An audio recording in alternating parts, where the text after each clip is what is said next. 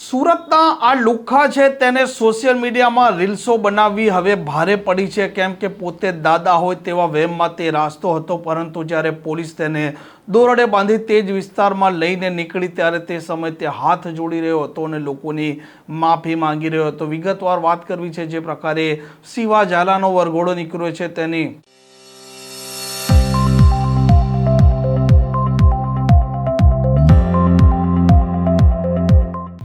નમસ્કાર, આપ જોઈ રહ્યા છો હોટલાઇન ન્યૂઝ અને હું છું આપણી સાથે તોફિક ગાંચી. સુરતમાં અનેક વખત કાયદો વ્યવસ્થા છે તેને લુખ્ખા, ટપોરીઓ અને ગુનેગારો છે તે પડકારતા હોય છે અને વર્તમાન સમયમાં અલગ અલગ વિસ્તારોમાં આ સોશિયલ મીડિયા થકી આ દાદાઓ છે, આ બની બેઠેલા લુખ્ખાઓ છે તે પોતાની જાતને 30 માર્કા સમજતા હોય છે. તે રીલ્સો થકી ભય છે તેઓ ઉપસ્થિત કરતા હોય છે અને અલગ અલગ પિક્ચરોની રીલ્સ છે તે પણ સેટ કરતા હોય છે અને પોતે મોટા દાદા અને ડોન છે તેઓ બતાવવાનો પ્રયાસ કરતા હોય છે. અને આવી જ ઘટના સલાબતપુરા પોલીસ સ્ટેશન વિસ્તારમાંથી પણ સામે આવી છે, જેમાં આ ભાટેનામાં વેપારીઓ પાસેથી આ શિવા ઝાલા અને તેની ટોળકી છે તે પૈસા માંગતી હતી અને જો ધંધો કરવો હોય તો દર મહિને 50,000 રૂપિયા આપવા પડશે તેમ કહી વેપારી પાસેથી 1 લાખ રૂપિયા આસપાસની રકમ પણ પડાવી લીધી હતી. મામલો પોલીસ સુધી પહોંચ્યો હતો અને ત્યારબાદ સુરત એસઓજી છે, એસઓજીએ આ શિવા ઝાલા છે તેને કાયદાનું ભાન કરાવ્યું હતું અને જે જગ્યાએ તે દાદાગીરી કરતો હતો તે જગ્યાના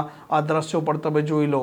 એનો દાદો છે, હે દાદાગીરી કરે તમારે, હાથ ઊંચા કરીને પગે લાગ, દાદાગીરી કરે છે તમારે, અમે કોઈ નહીં આવે, લુખાગીરી કરે છે, લુખાગીરી કરે છે. એનો લે તું કેનો એનો દાદો હું આ બાજુ.